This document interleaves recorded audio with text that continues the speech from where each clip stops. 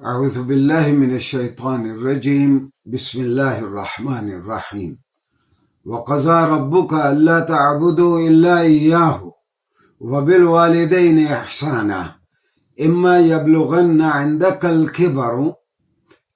الكبر أحدهما أو كلاهما فلا تقل لهما أف ولا تنهرهما وقل لهما قولا كريما واخفض لهما جناح الذل من الرحمة وقل رب ارحمهما كما ربياني صغيرا. وقال الله تعالى ووصينا الإنسان بوالديه حسنا. وقال الله تعالى وإن جاهداك على أن تشرك بي ما ليس لك به علم فلا تطعهما وصاحبهما في الدنيا معروفا. صدق اللہ مولانا العظیم. ناظرین گرامی، سوشل ایٹیکیٹس اور آداب معاشرت کے بارے میں آج ہمارا موضوع ہے احترام والدین.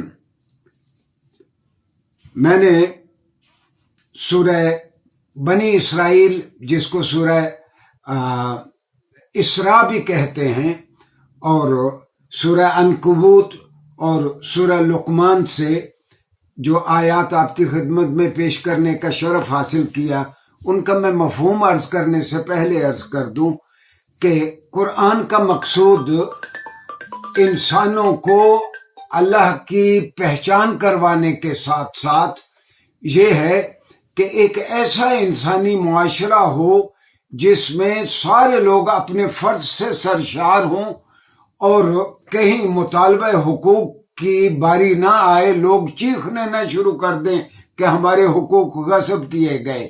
ہر فرد اپنے اپنے حقوق وقت پہ ادا کرتا رہے.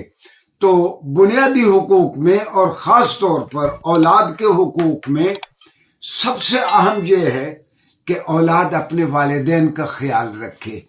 جہاں بھی اللہ میاں سب سے زیادہ ناپسند کرتا ہے تو شرک کو کرتا ہے.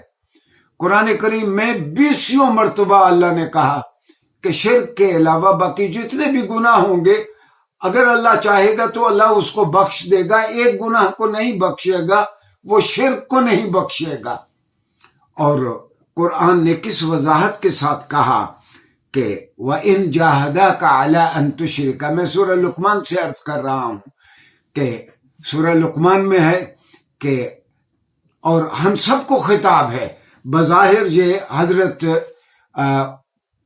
لقمان اپنے بیٹے کو نصیحت فرما رہے ہیں، لیکن ہمارے لیے بھی یہ حکم ہے کہ اگر تمہارے والدین تمہیں شرک پہ مجبور کریں، یعنی اللہ کا کسی کو ہمسر اور اللہ کو کسی کا ساتھی بنانے کی کوشش کریں، تو فلا تطعهما، تو تم، اللہ کا فرمان ہے کہ تم اس بات کی تو اپنے ماں باپ کی اس معاملے میں تو فرما برداری نہیں کرو، لیکن وصاحبہما فی الدنیا معروفا. تمہیں شرک پہ مجبور کرنے والے چونکہ تمہارے والدین ہیں، انہوں نے تم کو پالا پوسا ہے اور بڑا کیا ہے. صاحبہما فی الدنیا معروفا، تو دنیا میں ان کے ساتھ حسن سلوک سے پیش آؤ. یعنی اللہ کا حکم یہ ہے کہ اگر والدین مشرک بھی ہوں اور وہ بچے کو شرک پہ بھی مجبور کرتے ہوں تو اولاد کے لیے حکم ہے کہ وہ والدین کے ساتھ حسن سلوک سے وہ پیش آئے. جو میں نے سورہ اسراء یا بنی اسرائیل کی آیت آپ کی خدمت میں 2 آیات پیش کی، میں ان کا مفہوم عرض کرتا ہوں.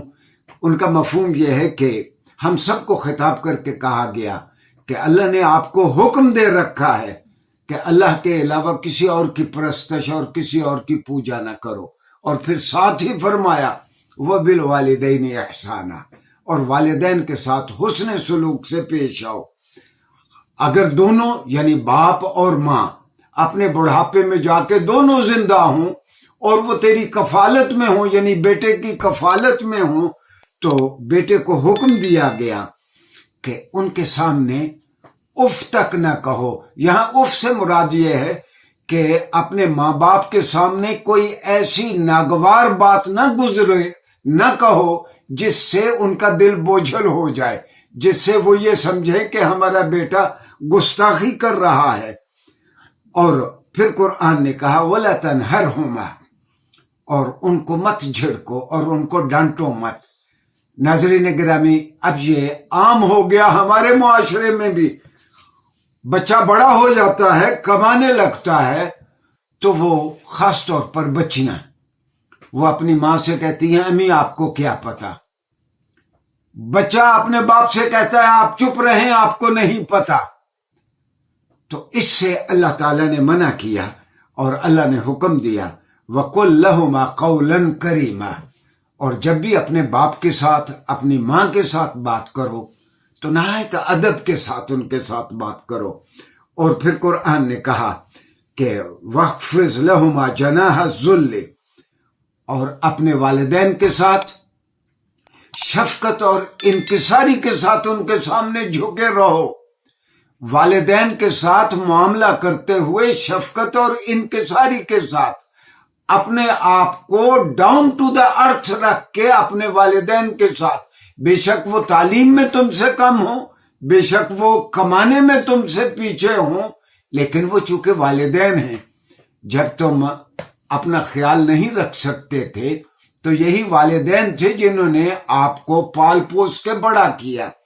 ناظرین گرامی، یہ دراصل ایک خوبصورت معاشرہ بنانے کے لیے اس کا پہلا جزو تو کنبہ ہے، میاں بیوی اور بچے اور ان کے والدین، کیسا سلوک ہونا چاہیے آپس میں، اس کے بارے میں خاص طور پر آج ہمارا موضوع تھا کہ بچے اپنے والدین کے ساتھ کیسا معاملہ کریں۔ آئندہ 1-2 لیکچرز میں ہم اسی موضوع کی کئی اور پہلوؤں پہ بھی بات کریں گے۔ شکریہ۔